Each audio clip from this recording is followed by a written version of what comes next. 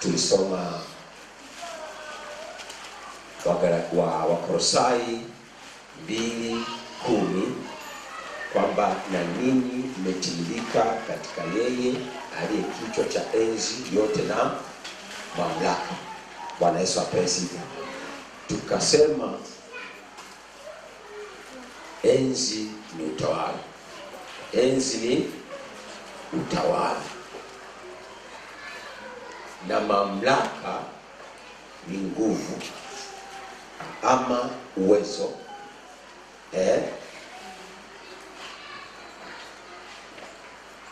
wa kuamua au kufanya maamuzi, au ni haki ya kuamua au kufanya maamuzi, lakini kuna kitu kingine, kushurutisha utii. Bwana Yesu apesi. Bwana Yesu asifiwe. Bwana Yesu asifiwe. Kushurutisha utii, kwamba unataka au taki, lazima ufanye hivyo ambavyo unatakiwa kufanya. Bwana Yesu apesi. Lakini tukaja kwenye Wakolosai 2, tukaona mstari wa 15 kwamba Yesu Kristo alizivua enzi na mamlaka. Alizivua enzi na mamlaka.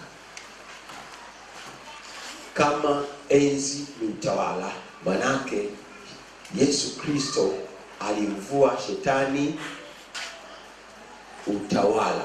Sawa? Alimvua utawala.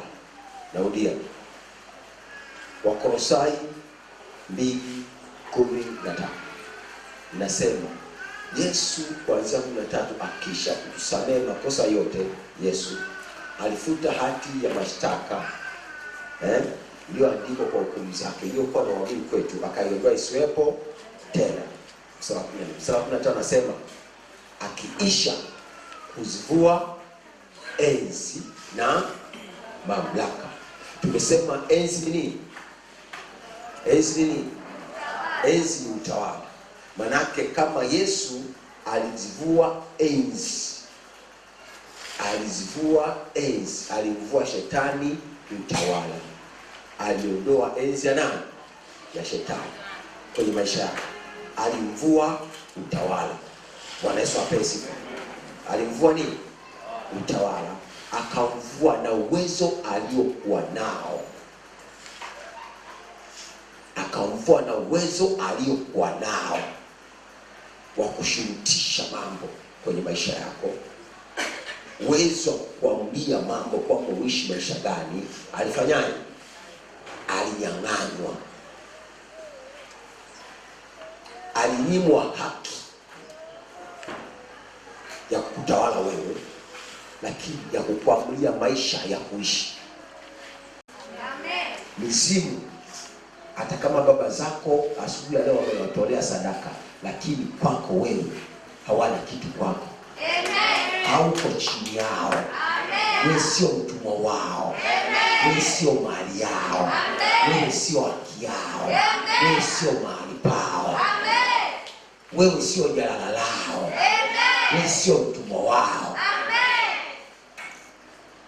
Kwa nini? Kwa sababu tayari wamenyang'anywa haki. Bwana Yesu apesi. Wamenyang'anywa haki. Sasa unatakiwa kulijua hili. Tunapozungumzia mamlaka ya Kristo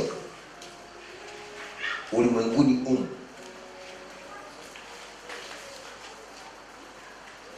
mamlaka ya Kristo inapotenda kazi ulimwenguni kuna upinzani unaotokana na mamlaka ya shetani. Bwana Yesu apesi. Kwa hiyo wanaotembea katika mamlaka ya Kristo wanakutana upinzani wa mamlaka nani? Ya shetani.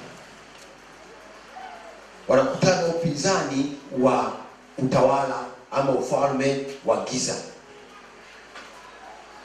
Sasa kabla ya kuofishwa, kabla ya kutishwa, kabla ya kunyong'onyeshwa, kabla ya kuofishwa, lazima utafakari yeye aliye ndani yako, Yesu Kristo. Wewe ambaye wewe uko ndani yake Yesu Kristo, na huyo shetani nani mwenye nguvu? Lazima ulinganishe, lazima ufananishe, uangalie wewe uko wapi. Juzi nilikwambia shetani ni kiumbe, Yesu ni muumba. Shetani kiumbe na Yesu ni muumba. Tusome Wakolosai 1. Wakolosai 1, tusome mstari wa 16 na 17. Wakolosai 1. Wakolosai 1:16 na 17. Muda wetu umekimbia sana, tusome haraka. Waliopata 1, 2, 3 twende. Asante. Katika Kristo, twende pamoja. Katika Kristo. Katika Kristo vitu vyote katika yeye vitu vyote katika yeye vitu vyote katika yeye.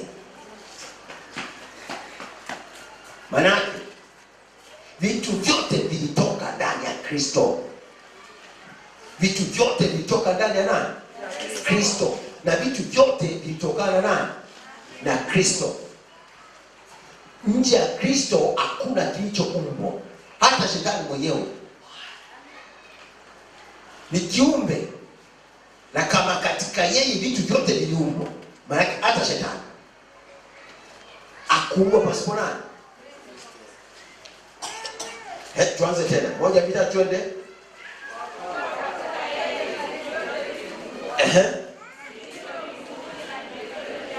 Vilivyo mbinguni na vilivyo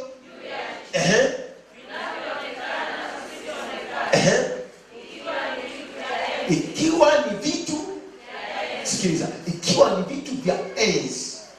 Vitu ikiwa ni vitu vya enzi. Enzi tumesema ni utawala. Ikiwa ni vitu vinavyohusiana na utawala, katika enzi vifanyaje? Sasa vitu vya enzi sio enzi, lakini vitu vyote vinavyohusiana na utawala viliumbwa katika yeye. Au sultani, au enzi, au sasa anasema sasa pale ni vitu vya utawala. Hapa anasema hata kama ni huo utawala. Bwana Yesu apewe sifa. Vyote katika yeye vifanyaje? Viumbwa. Au mamlaka. Vitu vyote kwa njia yake. Asante. Bwana Yesu apewe sifa. Vitu vyote viliumbwa kwa njia yake na kwa ajili yake. Kwa njia yake na kwa ajili yake. Kwa ajili yake na kwa njia yake na kwa ajili yake. Manake hata shetani pasipo Yesu shetani hakuumbwa. Bwana Yesu apewe sifa. Na nataka niseme hata shetani aliumbwa kwa ajili ya Yesu. Huyo shetani naye muogopa aliumbwa kwa ajili ya nani? Ili amtukuze Yesu. Tunaelewa? Tuendelee. 1, 2, 3 twende.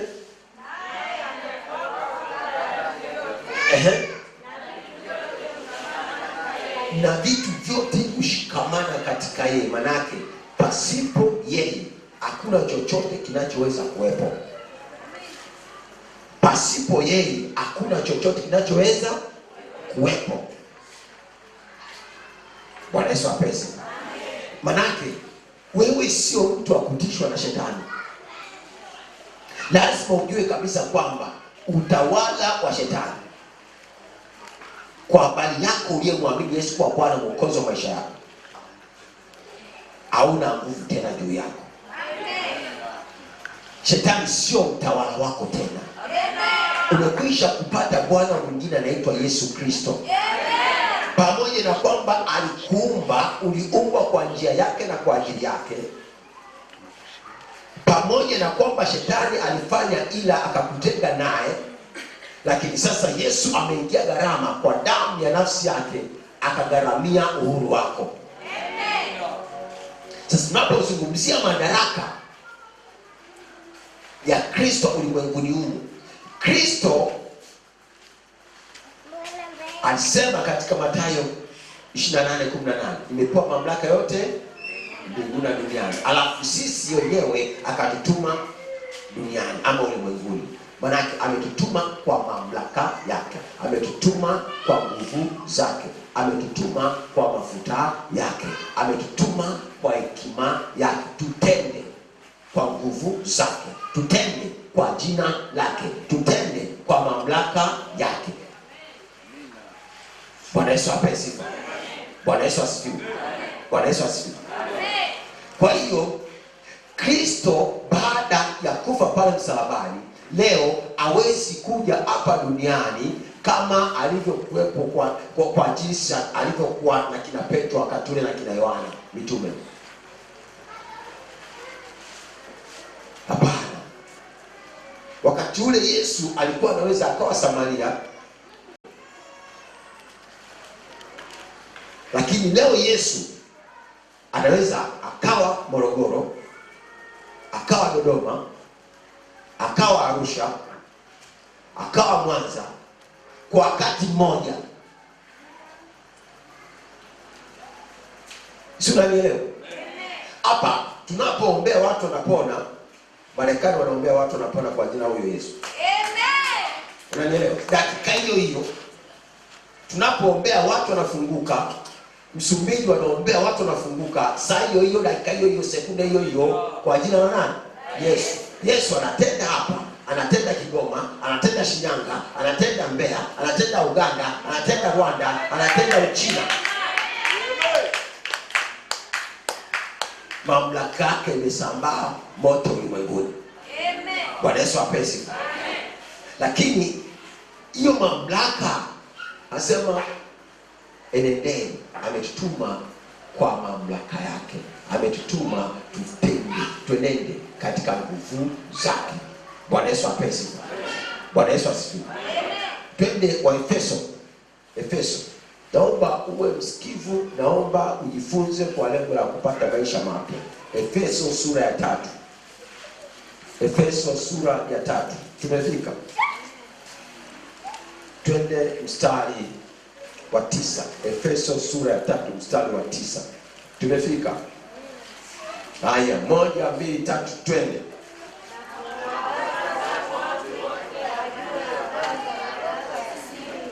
Anasema na kuangaza watu wote wajue habari ya madaraka ya siri hiyo. Bwana Yesu apewe sifa. Wajue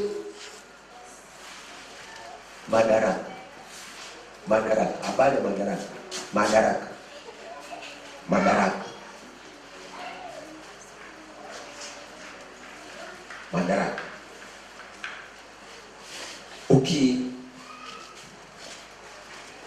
Ukipata uongozi ama ukipewa kutawala eneo fulani, unakuwa umepewa madaraka. Bwana Yesu apewe sifa. Ile madaraka uliopewa ndiyo inayopelekea utatembea katika mamlaka ipi. Bwana Yesu apewe sifa. Mamlaka alionaye mtawala yanatokana na madaraka aliyo nayo. Nitoa mfano nafikiri Jumanne. Kwa mfano, mamlaka au madaraka ya mkuu wa mkoa.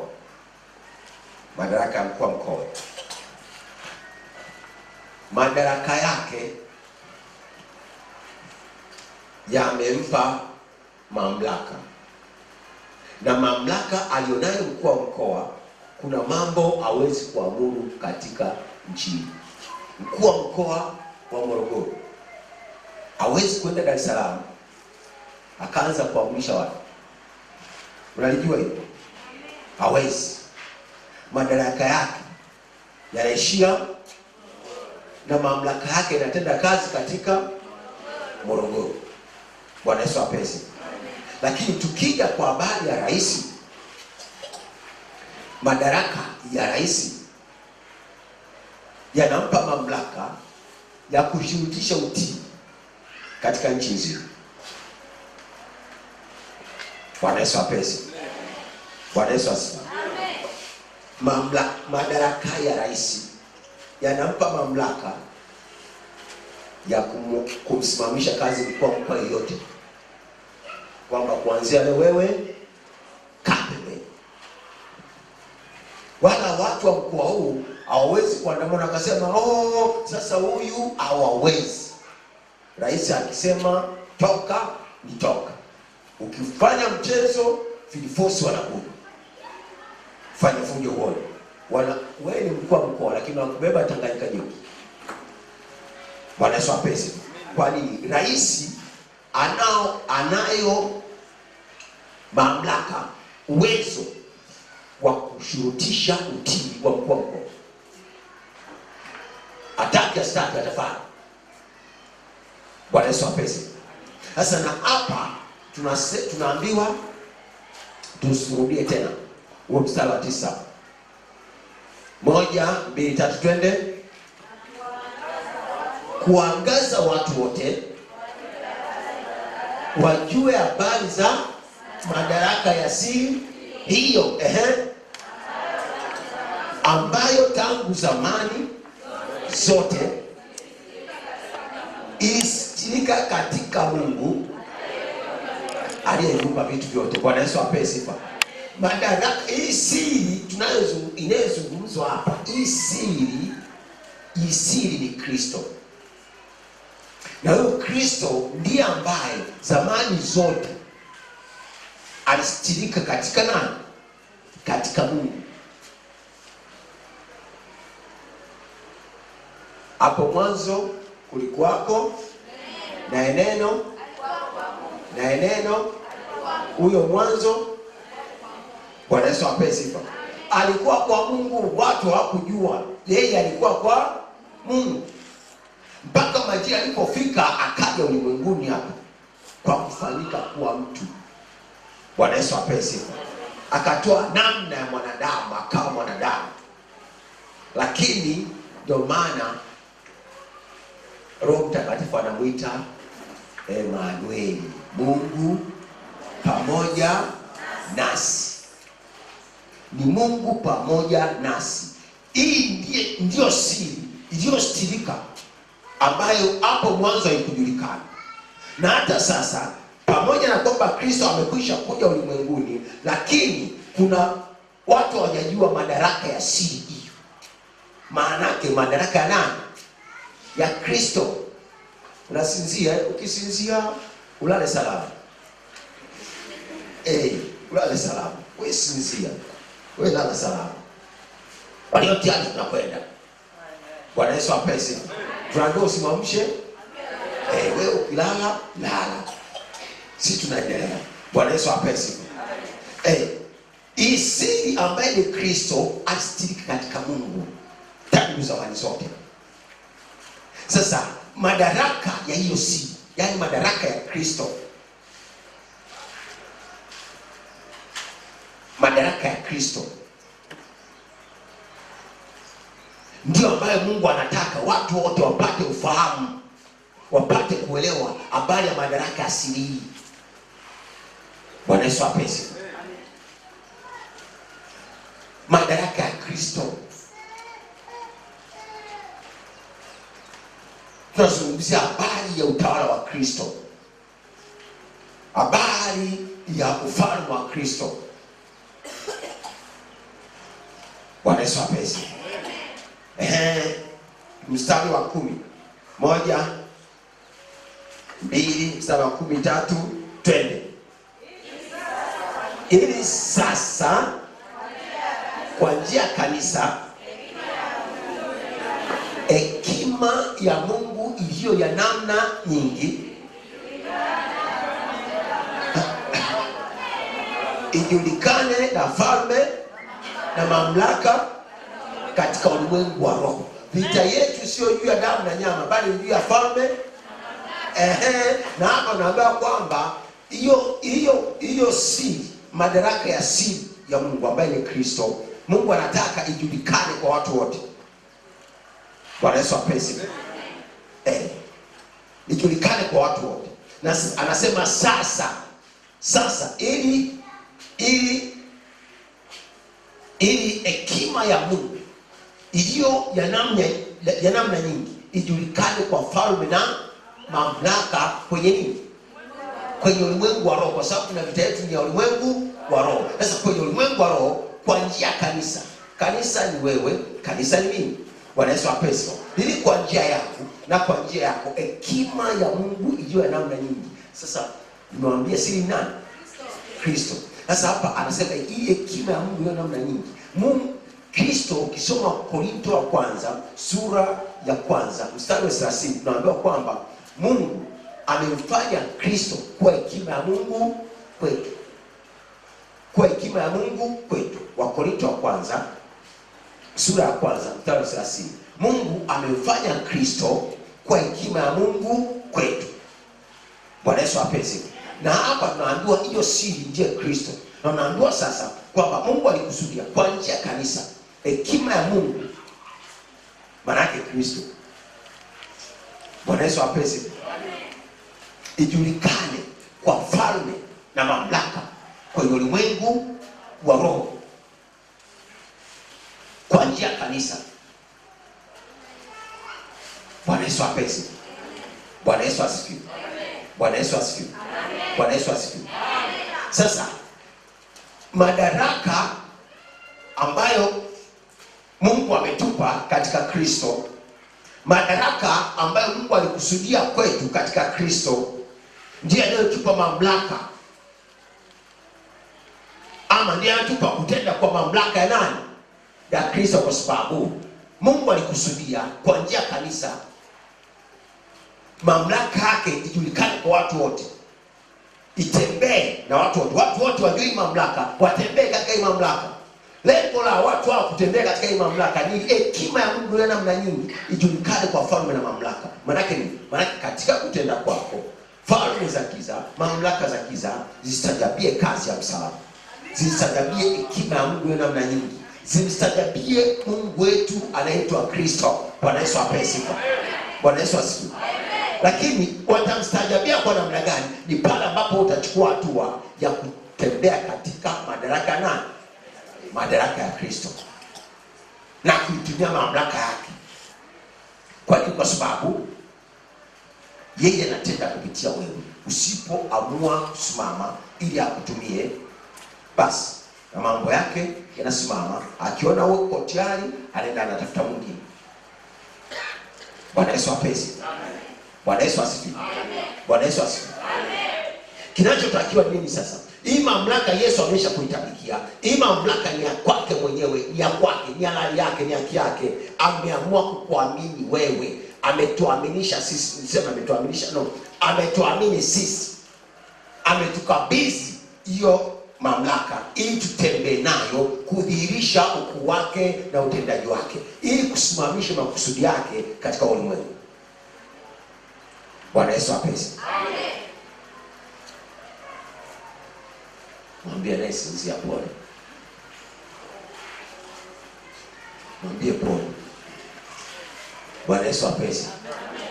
Bwana Yesu asifiwe. Kuna mchungaji mmoja aliimba wimbo wa dungwa sindano. Sasa na wewe umedungwa sindano na sinzia kanisa. Bwana Yesu apesi. Narudia tena.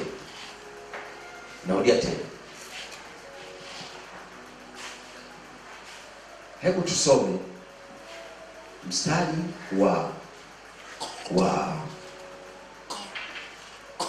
9, mstari wa 10 na mstari wa 11 kwa mara moja. Tusome mstari wa 9, wa 10 na wa 11 kwa mara moja. Tumefika hapo Efeso 5 mstari wa 9, mstari wa 10 na wa 11. Tusome mfululizo kwa mara moja. Efeso. Ngoja. Naona kuna mtu anapambana hapa. Tayari. Haya. 1, mstari wa 9, 10 na 11 kwa pamoja. 1, 2, 3, twende.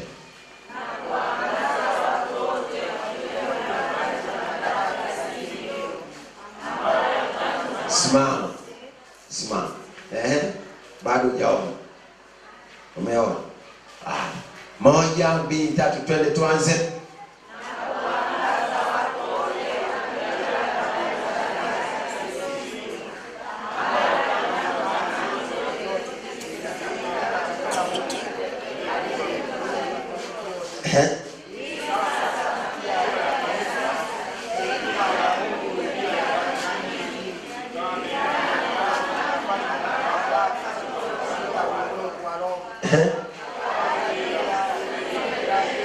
Kwa kadiri ya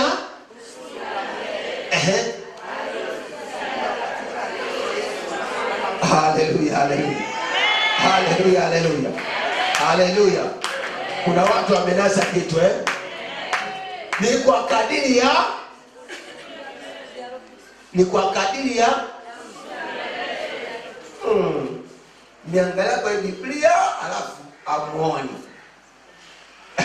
Mstari wa 11. 1, 2, 3, twende.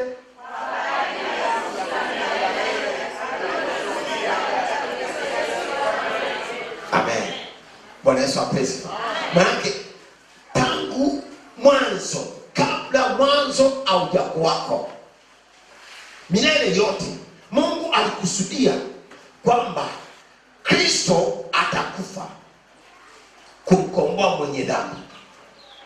Na baada ya Kristo kufa akamkomboa mwenye dhambi, shetani aliyewatesa watu wake atanyang'anywa mamlaka. Na hiyo mamlaka baada ya kunyang'anywa, Kristo atamrudisha mwanadamu. Wote wanaomwamini Yesu wanapokea hii mamlaka. Ukishapokea hii mamlaka, vijana siku hizi wanasema amemwonyesha show. Amemwonyesha show. Na hiyo mamlaka tumepewa ili tumuonyeshe shetani show. Bwana Yesu apesi. Ili tumuonyeshe show. Tumuonyeshe kwamba alifanya kosa kuingilia kazi ya Bwana wetu na Mwokozi wetu. Bwana Yesu apesi. Na kualika leo umkubali Yesu, na kualika leo umwamini Yesu, na kualika leo ukubali madaraka ya Mungu yaliyo katika Kristo Yesu kwa njia ya imani, ili mimi na wewe tuanze kumuonyesha shetani show. Bwana Yesu apesi. Kwa sababu ukisha muamini Yesu, hii madaraka ni yako. Unatembea katika madaraka na hii mamlaka inatenda kazi ndani yako. Wewe sio mhanga tena. Sio, unanielewa? Wewe sio mhanga tena wa shetani.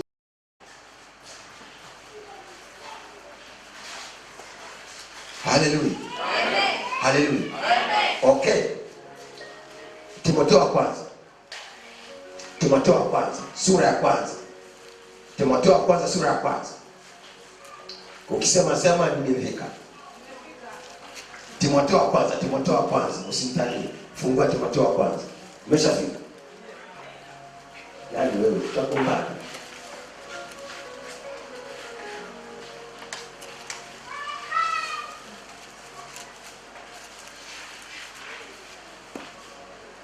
Timotheo wa kwanza, sura ya kwanza. Sura ya kwanza. Tuko hapo. Timotheo wa kwanza, sura ya kwanza. Haya, tunakwenda kusoma tunakwenda kusoma mstari wa 4. Timotheo wa kwanza, sura ya kwanza, mstari wa 4. Haya, upo hapo. Mstari wa 4 umeona? Haya, 1, 2, 3 twende. Wala wasiangalie hadithi na nasaba zisizo na ukomo, ziletazo maswali wala. Bwana Yesu apesi. Anamalizia. Bwana Yesu apesi. Anasema achana na mambo yote. Usiangalie fundisho lolote, usisikilize fundisho lolote ambalo alikufundishi kwa habari ya madaraka ya Mungu yaliyo katika imani. Bwana Yesu apewe sifa. Madaraka ya Mungu yaliyo katika imani. Kila fundisho tunalofundishwa linatakiwa litulete katika ujuzi, katika ufahamu, katika uelewa, katika kutembea kwenye madaraka ya Mungu yaliyo kwa njia ya imani iliyo katika Kristo Yesu Bwana wetu. Na ndio maana katika Efeso ile sura ya 3 tumeona kwamba ni kadiri ya kusudi lake la milele, kadiri ya kusudi la Mungu la milele, kwamba sisi wote tuweze kutembea katika hiyo madaraka ya Mungu. Hii hekima ya Mungu, hekima ya Mungu ile namna nyingi ijulikane na falme na mamlaka kwenye ulimwengu, na vita yetu ni juu ya falme na mamlaka kwenye ulimwengu. Na hawa ndio shetani, hawa ndio ambao Mungu alikusudia kupitia Kristo kwamba tuwaonyeshe show.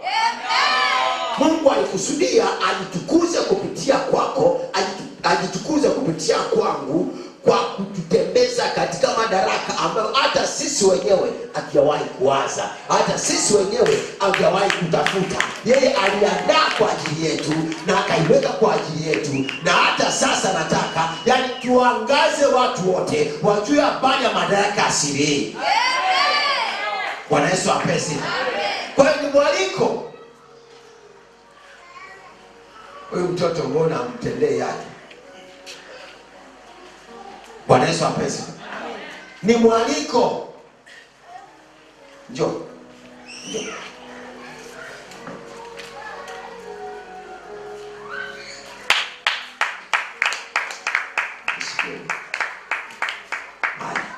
Nenda kwa bibi. Bwana Yesu apesi. Bwana Yesu asifiwe. Bwana Yesu asifiwe. Kwa hiyo ni tangu kwa misingi ya ulimwengu, Mungu alishakusudia, alishapanga jambo hili. Alishapanga jambo hili ili yeye apate kutukuzwa. Ni kwa wewe kutembea katika hii mamlaka, ni kwa hii kuitumia mamlaka. Bwana Yesu apewe sifa. Bwana Yesu asifiwe. Bwana Yesu asifiwe.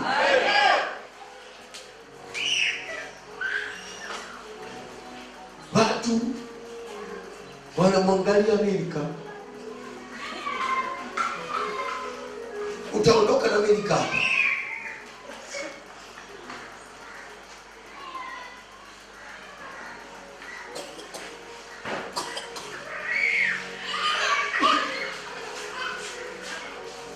Ili uweze kushinda katika ulimwengu, ili uweze kutembea katika utukufu ambao Bwana alikusudia kwa ajili yako, ni pale utakapokubali hii madaraka itende kazi ndani yako.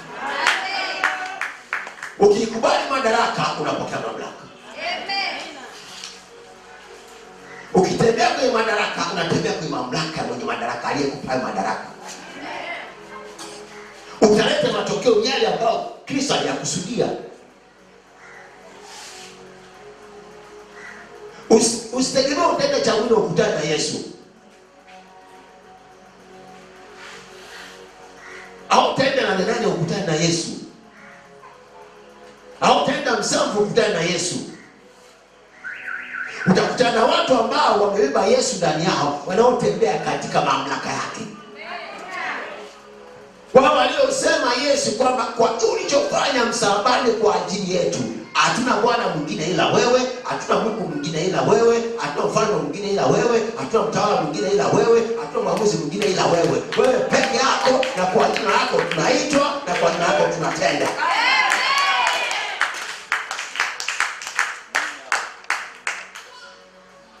Hao ambao wameamua kuvaa uhalisia wa kile alichofanya Yesu msalabani kwa ajili yao, hao walioamua kuvua mwili wa nyama kwa tohara ya Kristo.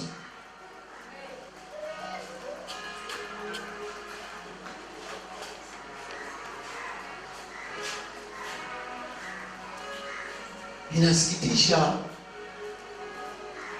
unaona watu kanisani wananuniana,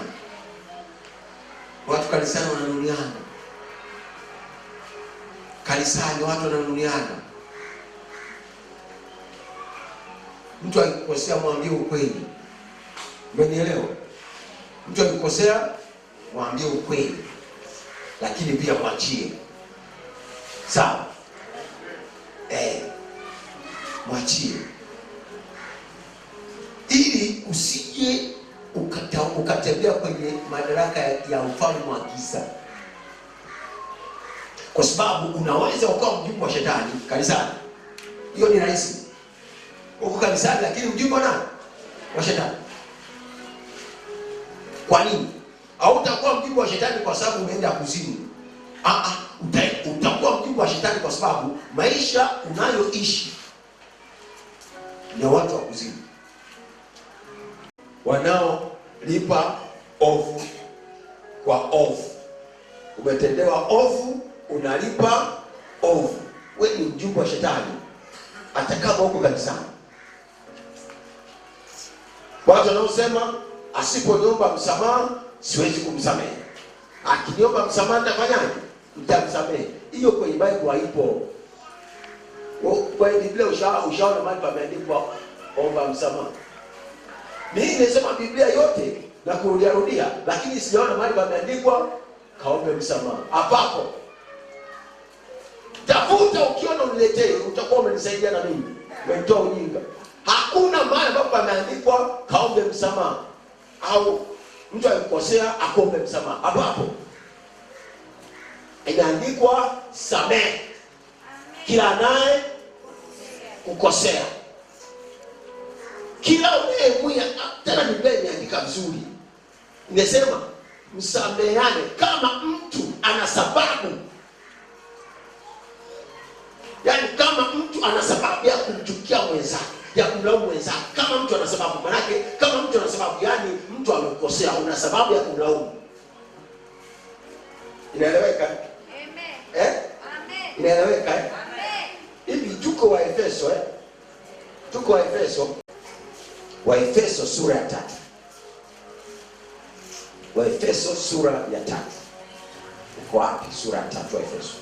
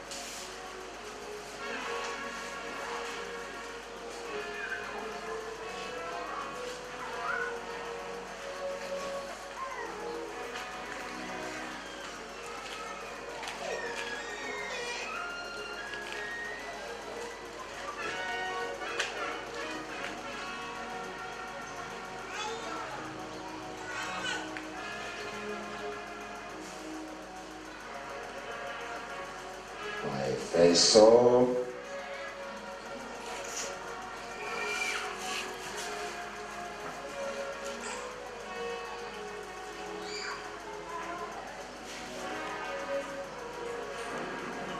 Efeso sura ya 4.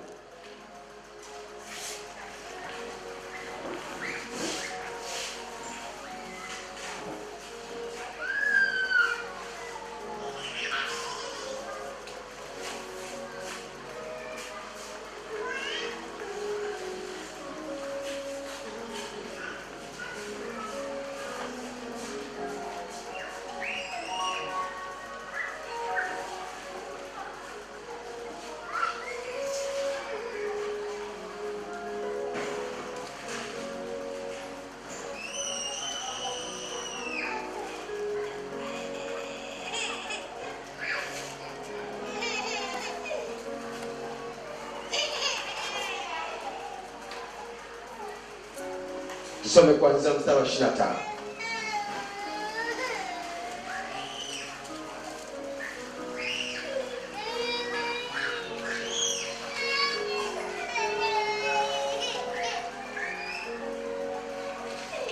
Efeso 4 tusome kuanzia mstari wa 25.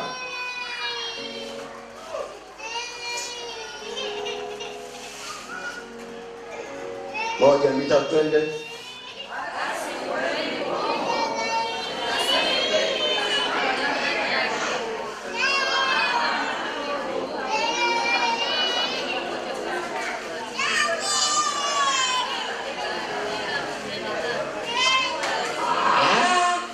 Tusome kwa sauti moja. Na mtoe sauti kwa sababu mimi niko mbali. Moja, mbili, tatu, twende.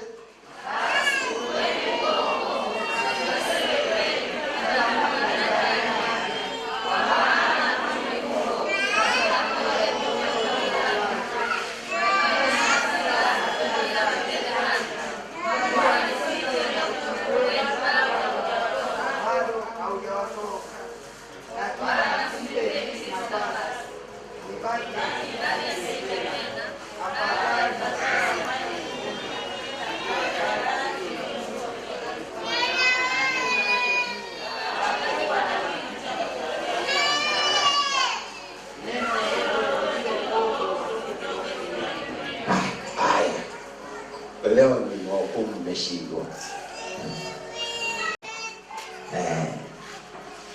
Na mimi nasoma. Basi uvueni uongo, mkaseme ukweli kila mtu na jirani yake, kwa maana tu viungo, kila mmoja kiungo cha mwenzake. Mwe na hasira ila msitende dhambi. Mwe na hasira ila msifanyeje? Msitende dhambi. Jua lisichwe na uchungu wenu bado haujawatoka, wala msimpe ibilisi nafasi. Msimpe ibilisi nafasi. Kwa hasira unampa ibilisi nafasi. Tunaendelea. Mwibaji asiibe tena, bali afadhali afanye juhudi, akitenda kazi iliyo nzuri kwa mikono yake mwenyewe, apate kuwa na kitu cha kumgawia mhitaji.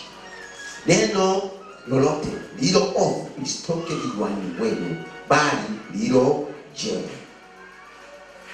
la kufaa mwenye uhitaji, ili liwape neema wanaosikia.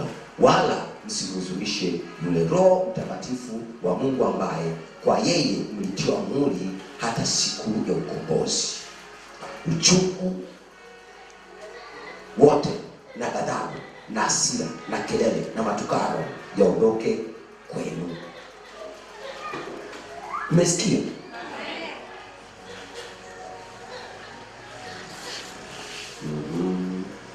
Pamoja na kila namna ya ubaya. Tena iweni wafadhili ninyi kwa ninyi, wenye huruma, mkasameane kama na Mungu katika Kristo alivyowasamehe ninyi. Bwana Yesu apesi. Nitafuta mstari huu. Pastor, nitafuta mstari kwa sura ya 3. Mtu akiwa na sababu ya kumlaumu mwenzake. Bwana Yesu apesi. Kwa sababu ili mtu akasirike, ili mtu achukie, lazima kuwe na sababu ya kufanyaje? Kuwe na sababu ya kufanyaje? Ya kukasirika. Lazima kuwe na sababu. Kwa nini? Huyu mtu ameudhiwa. Hiyo ni sababu.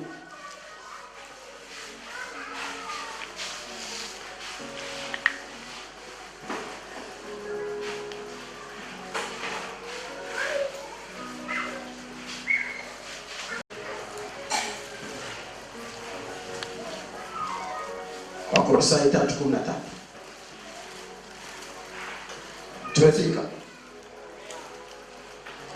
Tumefika. Wakolosai siko jana wa Efeso, unaruka wa Filipi unaenda Wakolosai. Kwa Efeso nenda wa Filipi, Wakolosai 3:13. Tumefika. 1, 2, 3 twende. mkichukuliana na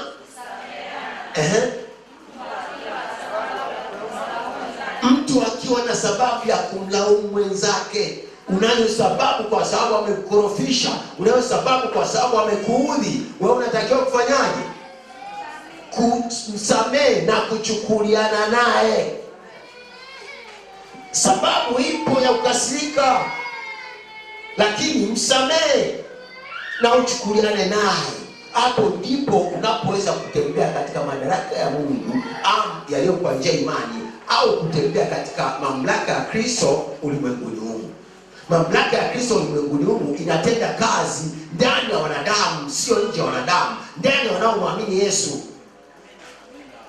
Wanaomwamini Yesu ndio wamepewa neema ya kutembea katika madaraka ya Mungu na kuidhihirisha mamlaka ya Kristo ulimwenguni humu. Bwana Yesu apesi. Bwana Yesu asifiwe. Muulize jirani yako, unayo sababu ya kulaumu? Unayo sababu ya kukasirika? Unayo sababu ya kuchukia? Unayo sababu ya kulipa kisasi? Unayo sababu ya kununa? Samehe.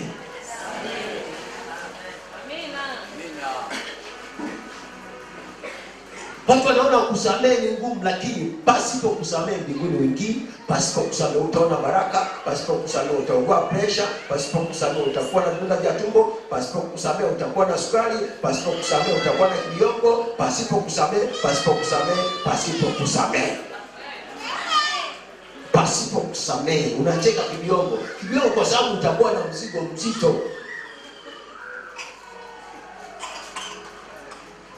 Umepinda, wanauliza nini? Sio uzee, umepinda kwa sababu una mzigo mzito, hujasamehe. Mzigo uliomshinda Mungu akaamua kusamehe, wewe unaubeba, unaweza? Bwana Yesu apesi. Madaraka ya Kristo ulimwenguni ni madaraka ambayo kama usipoamua kuitumia, manake umezuia madaraka ya Kristo yasifanye kazi, umezuia mamlaka ya Kristo isifanye kazi ulimwenguni. Unapoamua kumwamini Yesu, ujue umeamua kutembea katika mamlaka yake,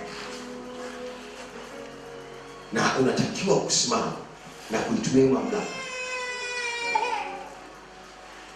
Na ndio maana ukimwachilia mtu, Yesu amefanyaje? Amemwachilia.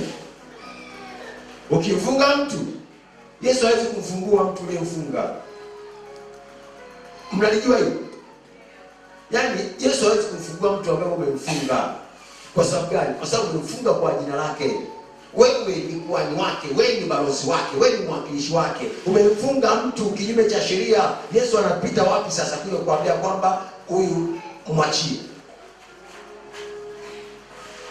Mpaka watoke wenzako wenye madaraka kama ya kwako ya Kristo waseme huyu hapa amefanya kosa la kisheria, wamfungue.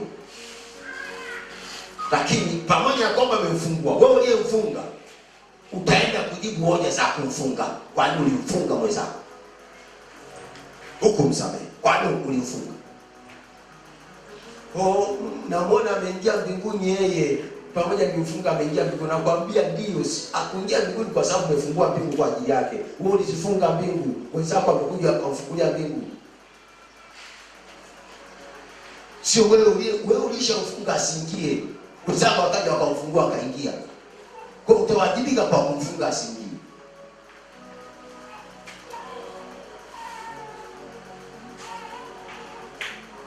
Bwana Yesu apesi. Sema Baba wangu, katika jina la Yesu ninakushukuru kwa ajili ya mamlaka yako, ninakutukuza kwa ajili ya mamlaka yako ambayo umeachilia hapa duniani ili kanisa lako ambalo ni mimi tuweze kutembea ndani yake.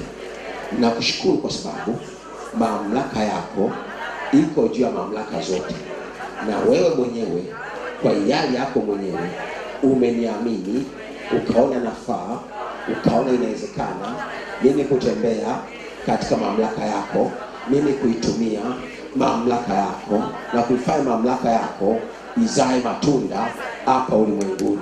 Katika jina la Yesu ninakushukuru, ninakutukuza kwa ajili ya mamlaka yako na utendaji wako, kwa ajili ya uweza wako ulio katika mamlaka yako, katika jina la Yesu, katika jina la Yesu, katika jina la Yesu.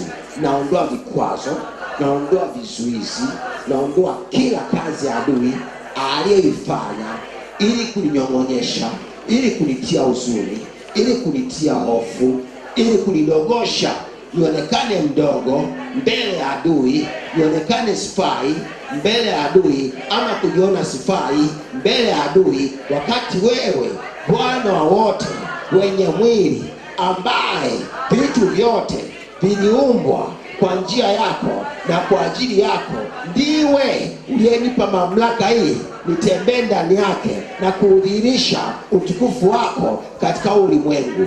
Katika jina la Yesu natangaza vitu vyote chini ya mbingu vi mikononi mwangu, na mamlaka ya Kristo inatenda kazi ndani yangu, na vyote vinanitii na vyote vitanitii katika jina la Yesu.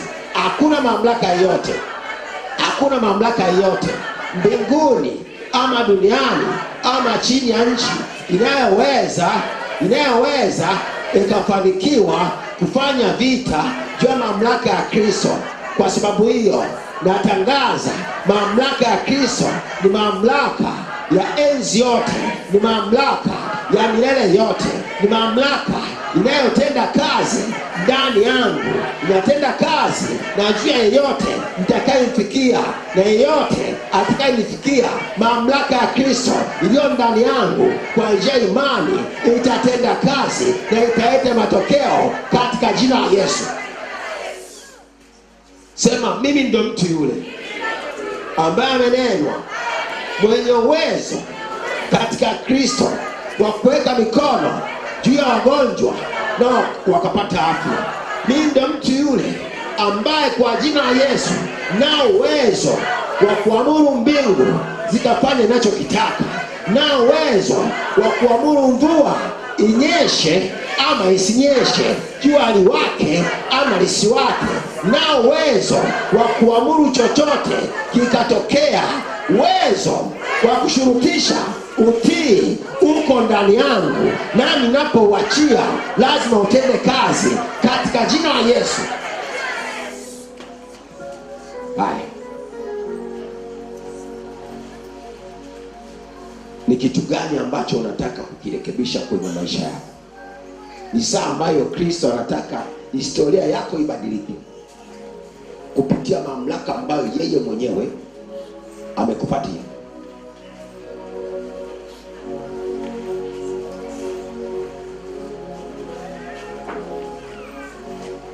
Tunakwenda kuleta mabadiliko kwenye maisha yetu, lakini haya mabadiliko yatatoka ndani yako kwa kutumia mamlaka ambayo Kristo ameweka ndani yako. Si umenielewa? Unakwenda kubadilisha historia ya maisha yako, unaenda kubadilisha mambo yako kwa kutumia mamlaka ambayo Kristo ameweka ndani yako. Na tunapotumia mamlaka ya Kristo, hatuombi, hatubembelezi, hatusii. Tunapotumia mamlaka ya Kristo tunaamuru kwa jina la Yesu. Unanielewa? Kwa hiyo unataka kubadilisha nini? Unataka kushurutisha utii kwenye lipi? Kwenye jambo gani kwenye maisha yako? Utaenda kutumia hiyo mamlaka. Amuru mambo yawe, amuru vitu viondoke ama vije, vitoke kwako ama vije kwako, kadri unavyotaka. Tuko pamoja?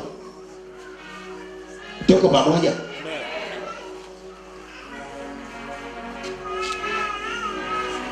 Haya. amuru hicho unachotaka.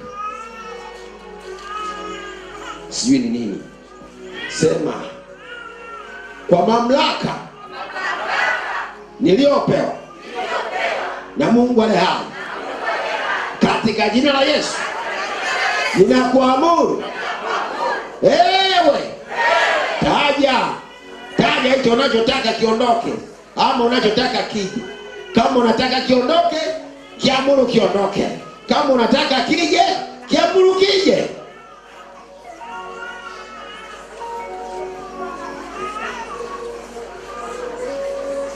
Nimesema uamuru, sijasema uombe. Nimesema uamuru. Nimesema uamuru. Tumia mamlaka yako. Fukuza kila usichokitaka. Nimekuamuru tumia mamlaka kuita kila unachotaka. Tumia mamlaka. Kemea unachotaka kiondoke. Kiambie kiondoke kwa jina la Yesu. Unachotaka kije, kiamuru kije kwa jina la Yesu. Usione aibu, hayo maisha yako.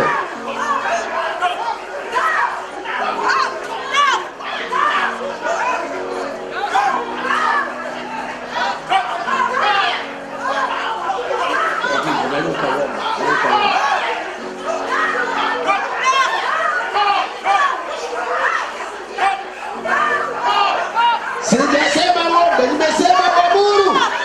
Tumia mamlaka. Amuru kwa jina la Yesu. Amuru kwa jina la Yesu.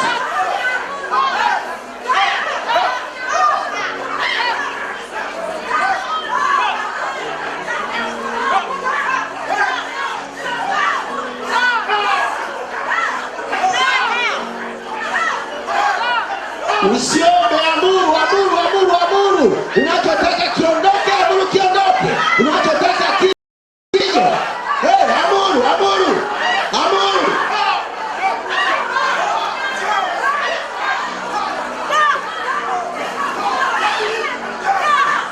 Amuru, amuru, amuru, amuru.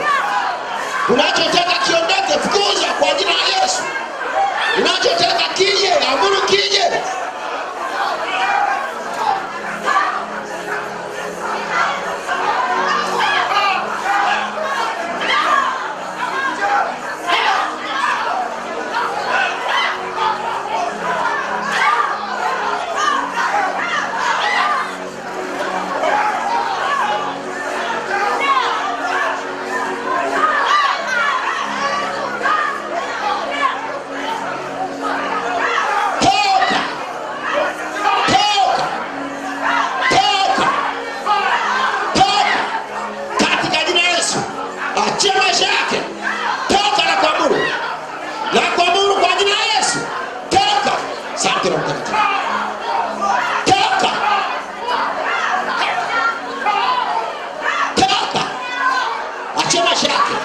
Kila uchoshika kwa maisha yake, achia. Achia. Achia na kuamuru. Achia na kuamuru. Achia na kuamuru. Achia na kuamuru. Achia. Achia. Achia. Achia. Achia. Achia. Haya, ondoka. Ondoka. Katika jina la Yesu. Katika jina la Yesu. Katika jina la Yesu. Ondoka na usiuli tena. Katika jina la Yesu Kristo.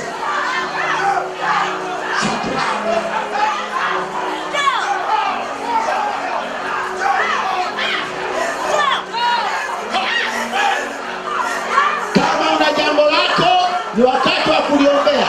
Hakuna kuokoa mkono. Hakuna. Wewe tumia mamlaka aliyopewa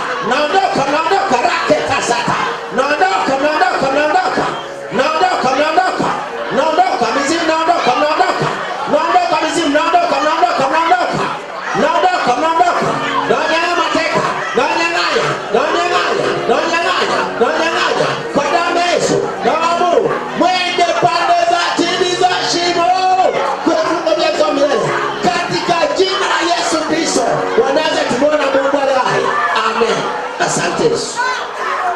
Na kuweka huru kwa damu ya Yesu. Na uko huru.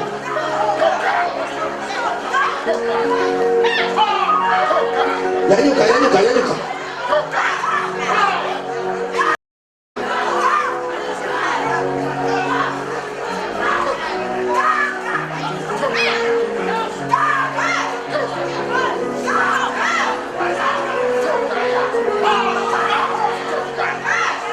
Fukuza usichokihitaji kwenye maisha yako. Kiamuru kiondoke kwa jina la Yesu. Na amuru unachotaka kije kwenye maisha yako.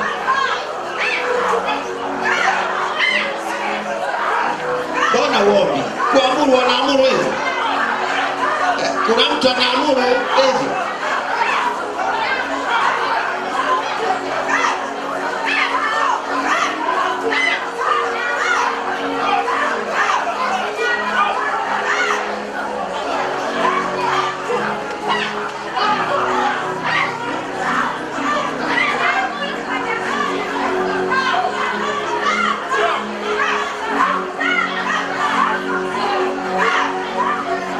Kwa jina la Yesu.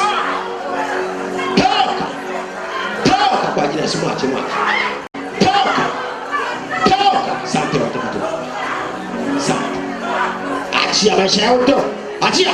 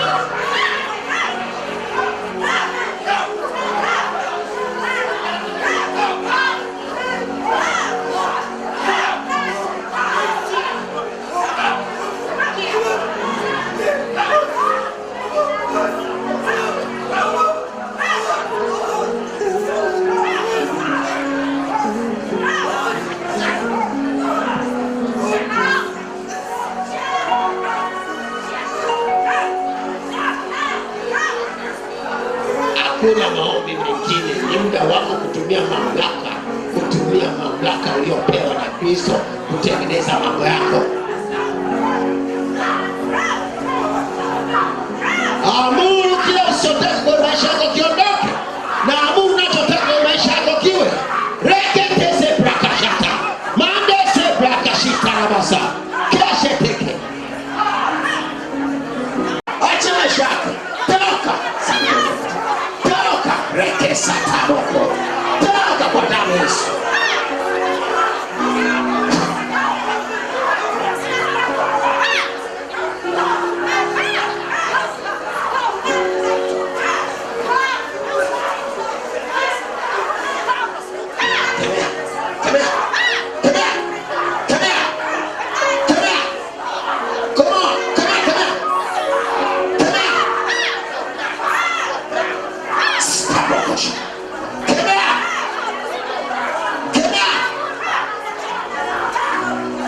Toa sauti.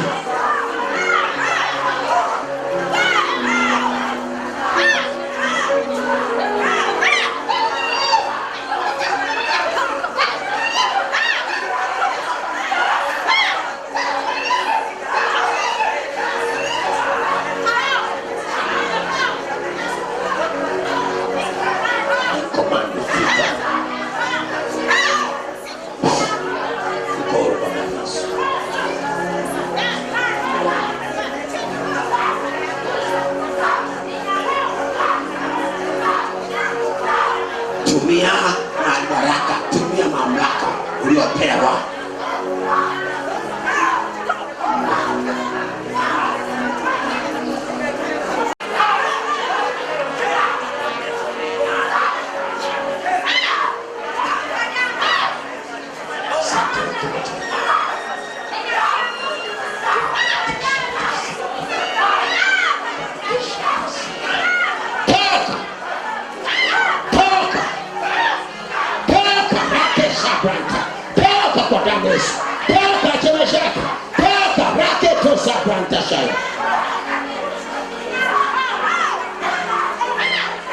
Simamisha.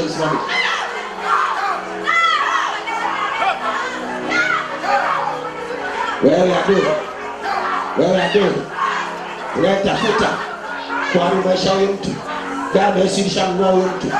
Haya, popote ulipo, na kuamuru kwa jina la Yesu, navunja agano lako juu ya mtu, naharibu kazi yako juu ya mtu, kwa damu ya Yesu, kwa damu ya Yesu, kwa damu ya Yesu. Nadai uhuru wake, toka acha maisha yako, toka acha maisha yako, toka acha maisha yako, toka rakesa pranta shaka, toka eko so pranta shika, toka eko so pranta shika, kosa pranta shika, kosa pranta shika, kamo shaka.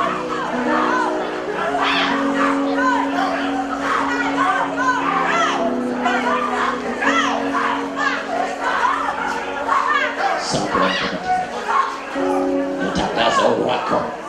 Kuzimu natangaza ikutapike kuanzia sasa kwa damu ya Yesu Kristo. Natangaza maisha yako kubadilika sasa.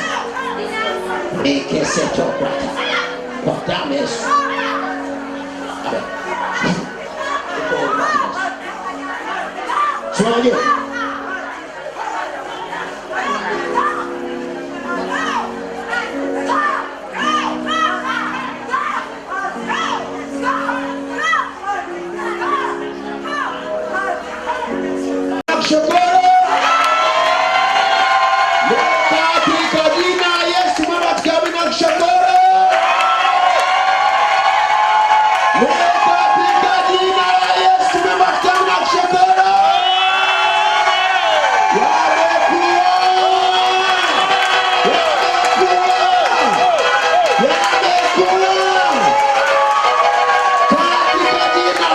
Cristo.